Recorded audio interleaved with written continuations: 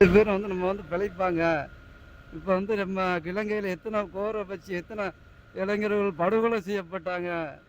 அவங்களுக்கு எந்த கட்சிகளும் குறிப்பாக விஜய் போன்ற ஆளுகளும் இதை பற்றி பேசக்கூட இல்லை. முதல்வர் வந்துட்டார். ஆனால் நீங்கள் இன்னும் இதுக்காக இந்த தூத்துக்குடி பாத்திரத்துக்கு ரத்த தானம் செய்கிறத பற்றிலாம் என்ன நினைக்கிறீங்க? என்ன தேவை? முதல் கட்டமே நாங்கள் தமிழர்கள் ஆட்சி அதிகாரத்தில் உட்கார்றவங்க எல்லாருமே தமிழர் இல்லைல்ல. எங்கள் தமிழின அழிப்பை பற்றி அப்போ அவங்களுக்கு என்ன தெரியும்?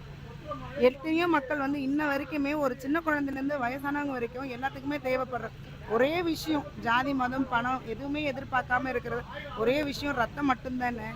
ஒரு மனுஷன் நேரடியாக இருந்தால் மட்டும்தான் அவனுக்கு ஜாதி தெரியும், நிறம் தெரியும், அவன் யாருன்னு தெரியும், சமூகத்தை எல்லாத்தையுமே பேசுவாங்க.